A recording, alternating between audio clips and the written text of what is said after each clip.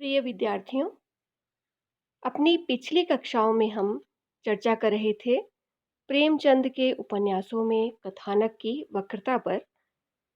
इन सभी में हमारा विशेष संदर्भ प्रेमचंद के दो उपन्यास जो आपके पाठ्यक्रम में सम्मिलित हैं, रंगभूमि और गबन। इन दोनों पर हमारा विशेष संदर्भ रहा था। विद्यार्थियों, इसी क्रम में हम आज प्रेमचंद के ही इन दोनों ही उपन्यासों में, गबन और रंगभूमि, इन दोनों ही उपन्यासों में हम प्रकरण जन्य कथानक की वक्रता पर चर्चा करेंगे। विद्यार्थियों, ये समझ लेना आवश्यक है कि प्रकरण और प्रकरण जन्य कथानक वक्रता से हमारा क्या आशय है। किसी भी उपन्यास में उपन्यासकार कथानक की संरचना अनेक प्रकरणों द्वारा करता है। ये प्रकरण छोटे भी हो सकते हैं और दीर्घ भी हो सकते हैं। प्रकरण का अर्थ वस्तुतः उपकथानक से होता है। अनेक छोटे या उपकथानकों के मेल से उपन्यास का मुख्य कथानक बनता है। यह कथानक में स्वयं आधारभूत न होकर इन आधारभूत तत्वों का संयोजक तत्व होने के कारण भी ये महत्वपूर्ण है। विद्यार्थियों, प्रकरण जन्य कथानक वक्रता से हमारा आशय है कि ऐसी वक्रता जो उपन्यास के कथानक में प्रकरणों के चयन और उनके संयोजन से उत्पन्न होती है। उपन्यास में कथानक की रचना बहुत से छोटे और विस्तृत लंबे प्रकरणों को जोड़कर संबद्ध करके की जाती है। इन सभी प्रकरणों की पारस्परिक भिन्नता कथानक में एक तनाव उत्पन्न कर देती है और इससे ही कथानक में वक्रता आती है।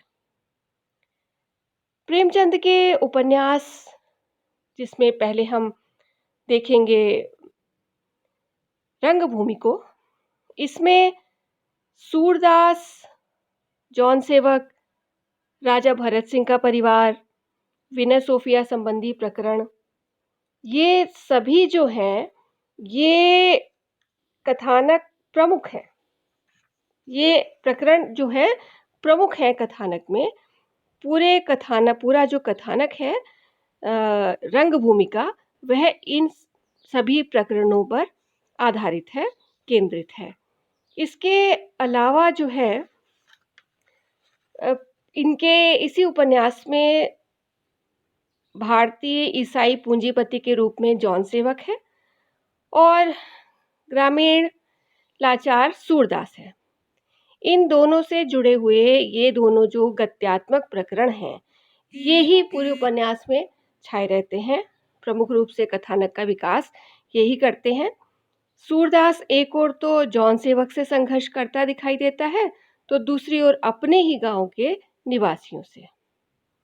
और इन दोनों प्रमुख प्रकरणों के संदर्भ में ही राजा महेंद्र, इंद्रदत्त, इंदु तथा मजदूरों को सम्मिलित करके इन प्रकरणों का विकास प्रेमचंद ने किया है और इसी से बड़ी कुशलता से कथा विन्यास किया गया है।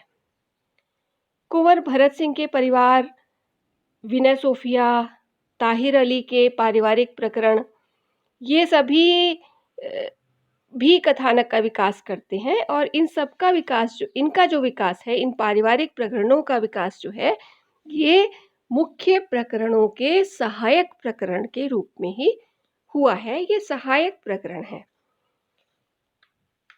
अब गबन की बात उठती है। गबन में मूल कथा रमानाथ और जालपा की है, तो मुख्य प्रकरण भी इन्हीं के चारों ओर घूमता है। इसको विकसित करने में कुछ सहायक प्रकरण भी हैं, जिनमें रतन वकील साहब, देवी दीन और जग्गो, जोहरा, दयानाथ, रमेश बाबू आदि सहायक प्रकरण हैं, जो मुख्य कथानक को आगे बढ़ाने में, उसको गति देने में काम करते हैं। इसमें इसके अलावा एक बार हम फिर से रंगभूमि को देखें तो इसमें हम देखते हैं कि सूरदास का जो महान चरित्र है या प्रमुख चरित्र है इस उपन्यास में, इसमें सूरदास के ही माध्यम से कह सकते हैं कि पूंजीवादी शोषण की विडंबना का चित्रण किया गया है। उपन्यास का प्रमुख प्रकरण सूरदास से संबंधित है। तो सूरदास संबंधी प्रकरण के साथ जिस तरह के द्वंद्वात्मक प्रकरण का संयोजन किया गया है, वह प्रकरण है जॉन सेवक संबंधी प्रकरण। जॉन सेवक सूर की जमीन सिगरेट बनाने के लिए हथियाना चाहता है, सिगरेट का कारखाना बनाने के लिए हथियाना चाहता है, परंतु धर्म और न्याय के पक्ष में सूर उसे अपनी जमीन देना नहीं चाहता। और इस लड़ाई में राजा महेंद्र और क्लार्क आदि लोग जॉन सेवक का साथ देते हैं, यानी शोषक का साथ देते हैं, पूंजीपति का साथ देते हैं। और सूरदास अहिंसा और सत्याग्रह का सहारा लेकर भी जमीन नहीं बचा पाता और आखिर में मृत्यु का शिकार हो जाता है। पांडेपुर की कथा में ही राजा महेंद्र, इंद्रदत्त, इंदु और मजदूरों संबंधी जो प्रकरण है, इनका भी योगदान रहा है। ये सभी सहायक प्रकरण रहे हैं। विनय सोफिया, भरत सिंह के परिवार के अन्य सदस्य और जॉन सेवक के पारिवारिक सदस्य संबंधी प्रकरण भी आपस में संयोजित हैं, आपस में जुड़े हुए हैं और ये सभी मिलकर मुख्य कथानक की संरचना को कलात्मक बनाते हैं, उसके विकास में सहयोग देते हैं, उसको आगे बढ़ाते हैं। अब गबन में बात करें तो, गबन के संदर्भ में हम बात करें तो गबन में रमानाथ संबंधी प्रकरण के साथ साथ जालपा संबंधी प्रकरण भी हमें दिखाई देता है। देवी दीन जग्गो संबंधी प्रकरण है, जोहरा रतन संबंधी प्रकरण है, इन सभी का संयोजन किया गया है।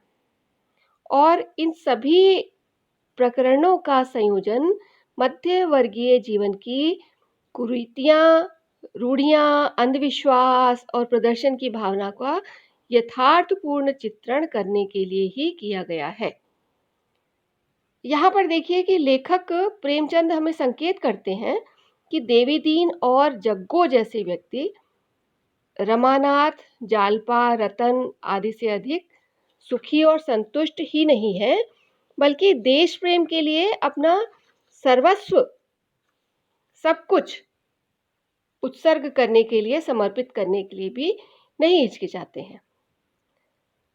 कृत्रिम जीवन के कष्ट, झूठे दिखावे, आडंबर, कठिनाइयों से भरा जीवन, इस सब को जीने वाले जो हैं, ये पात्र हैं रमानाथ, जालपा, रतन आदि। सादगी से भरा हुआ जीवन व्यक्ति को सुखी बना देता है, संतोषी बना देता है, और इसके प्रतीक हैं देवी दीन और जग्गो। अब जोहरा संबंधी प्रकरण का संयोजन करके प्रेमचंद वेश्या समस्या पर पाठक का ध्यान केंद्रित करना चाहते हैं।